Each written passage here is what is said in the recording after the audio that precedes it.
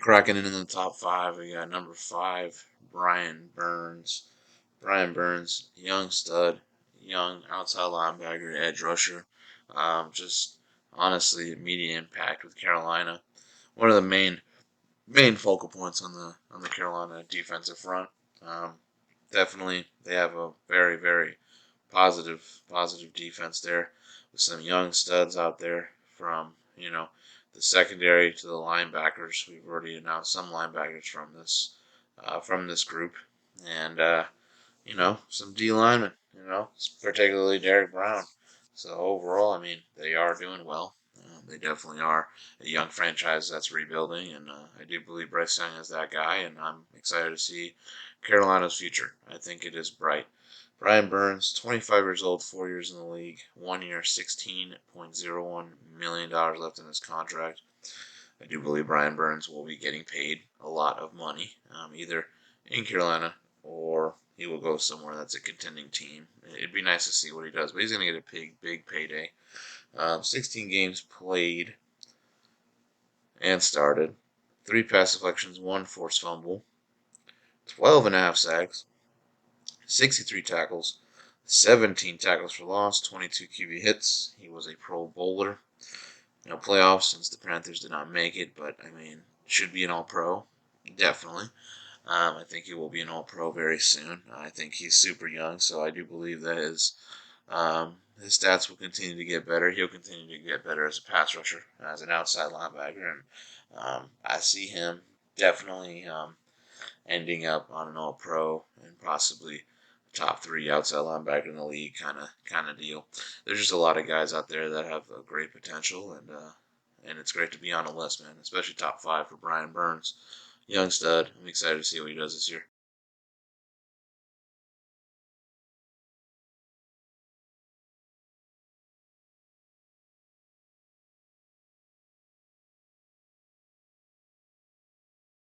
Number 4, we got Hassan Reddick, man, of the Philadelphia Eagles. It's another Eagle defensive player. It's another Eagle player in general. They have been dominating, definitely this top 10 list. It's been nice seeing them on the countdown. I mean, this is why they're one of the best, if not the best team in football. They are definitely one of the leading contenders to win a Super Bowl this year. It's going to be very exciting to see this team go out and take care of business. I know they are on a mission to win another bowl. I know that these players definitely are upset about what happened with them when they didn't get their opportunity to win it last year against the Chiefs. And, it's a good Super Bowl, man. Honestly, overall, I know they're hungry. And they play like they're hungry all the time. I'm excited to see what they do. I'm excited to see what Hassan Reddick does because he's been on a tear this past few years with his sack total and just his impact in the game. It just makes him even more valuable that he's a Philadelphia Eagle and killing it. I mean, I got a lot of guys on this list on the defensive side, and it just keeps showing why Philly is so dangerous and so hard to stop. Especially when you want to go up against them. It's kind of terrible to watch film on every single guy that can get 10 sacks on you.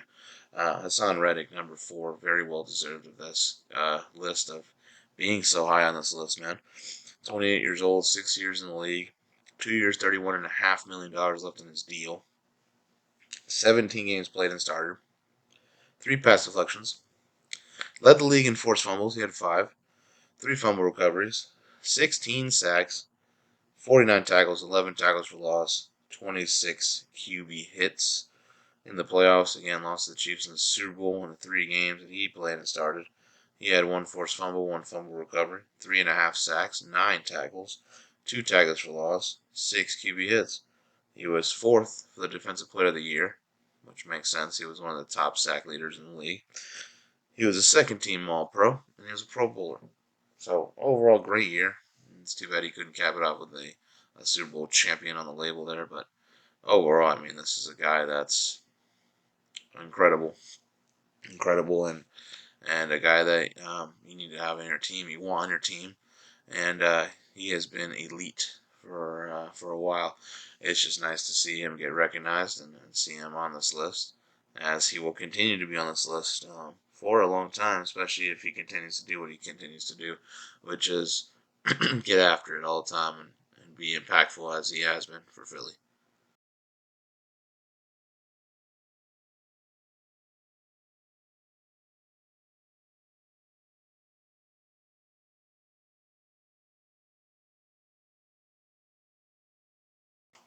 Crack it in the top three. Number three is Matt Judon, man, of the Patriots. What he's been able to do since he got to New England, what he was able to do in Baltimore was amazing. It's sad to see a guy like this kind of guy go. Unfortunately, when you don't have money or you don't have the ability to pay someone or don't want to, it sucks. It sucks, but there's a price to pay, and that's going to another team. And how fitting and how awful it is that he's going to be a New England Patriot at that. Bill Belichick knew what he was seeing. He saw a superstar. He saw a guy that was a star sack specialist. He saw a guy that was going to get it done for this defense, and he has since he arrived there. He has. He definitely should be top three with his numbers and his impact with New England. He's a huge guy. He's a heart of the defense kind of guy.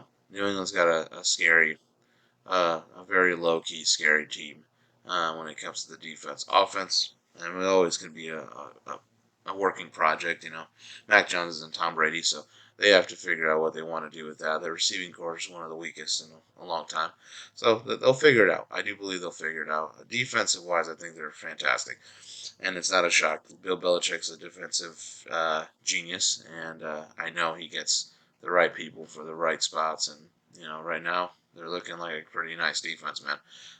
Definitely with what they did with Miami, that's pretty impressive.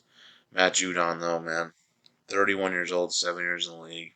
He's got 2 years, $22.5 million left in his deal. 17 games played, 15 started, 3 pass deflections, 2 forced fumbles, 1 fumble recovery, 15.5 sacks, 60 tackles, 14 tackles for loss, 28 QB hits. He was ninth on the Defensive Player of the Year award, and he was a Pro Bowler.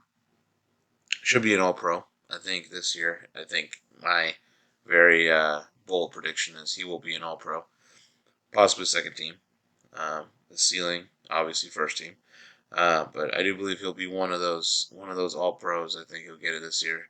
Just the way that he dominates, man, sometimes is insane, and he needs to get more credit for what he does. So Matt Judon, though, should be in this countdown, and number three is a great spot for him. So number two, Matt Milano, Buffalo Bills. Definitely another guy that's like Dre Greenlaw, so he's not going to get it out with production with sacks, but he's a guy that does it with tackles, does it with pass deflections. He's a pass coverage guy. He's one, and honestly, he's probably one of the best, if not the best, pass coverage linebacker in the league. Just the way that he reads the QB is insane. The way he runs these routes are insane, and the way that he gets into different places at the right place at the right time, kind of thing. Just it really is the heart of the defense. He really is a guy that you need on your team, and he is what's been making Buffalo kind of run the way it's been running the past 4 or 5 years or so. It's just they need a leader, and he's a leader. And I think with injuries that they've had, Matt Milano's really stepped up his game and really have become one of those guys that you need to look at film on him, and you need to pay attention to where he's at all times. And for the QB, you need to know where he's at because he will get it. He will definitely do something to make sure that you do not get a completion on that down, and for your drive to be over. So he is a relentless force. He is underrated, and he is number two to me. He's definitely the second best outside linebacker. Um, just because of what he's been able to show, man. Like I said, he's all over the field, man. It's great to see that. Buffalo needs a guy like that. He's been one of the most consistent defensive players on that team. Matt Milano, 28 years old, 6 years in the league. He has 4 years, $48.33 million left on his deal, with a 2026 potential out of 11.07 million in dead cap. He played 15 games, started 15, 3 interceptions for a touchdown, 11 pass deflections, 2 fumble recoveries, 1.5 sack, 99 tackles, 12 tackles for loss, 7 QB hits. In the playoffs, lost to the Bengals in the divisional. He had 2 games played and started, 1 pass deflection, 3 sacks, 20 tackles, 4 tackles for loss, 4 QB hits. He was a first-team All-Pro. and he was a Pro Bowler. Honestly, it's not a surprise. Needs to be on the list. Um, well deserved for him. And if there wasn't a guy number one with that kind of name and that reputation, Matt Milano maybe could have been number one outside linebacker in the league. But he's deserving of this, and congrats on him for being really close to being that number one guy in the league.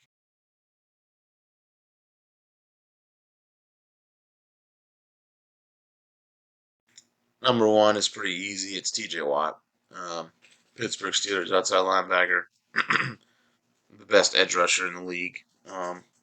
Yeah, injuries suck, man. Injuries really suck because you don't get the full season, the full potential of that player, that superstar player.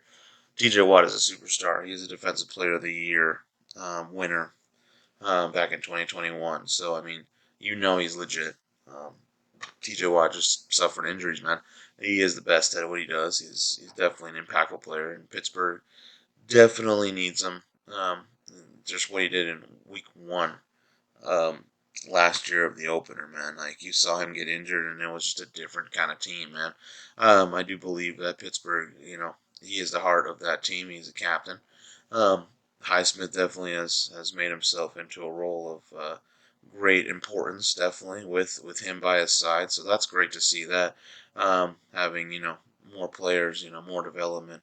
To make sure that they can have a contending team, right? TJ Watt though is amazing, man. For him, he is 28 years old, 6 years in the league, 3 years, $62.1 million left on his deal. 2024 out of 18.73 in dead cap. 10 games played, 2 interceptions, 5 pass deflections, 1 forced fumble, 5.5 sacks, 39 tackles, 8 tackles for loss, 12 QB hits, Pro Bowl, Pro Bowl with him just only starting 10 games. It's crazy. But overall, I mean, what he was able to do, the impact that he was able to accomplish in the short amount of time that he could have been there due to injury, I mean, that's great, man. That's great, and you got to give props to him. Definitely one of the best elite pass rushers, and definitely the best outside linebacker in the game.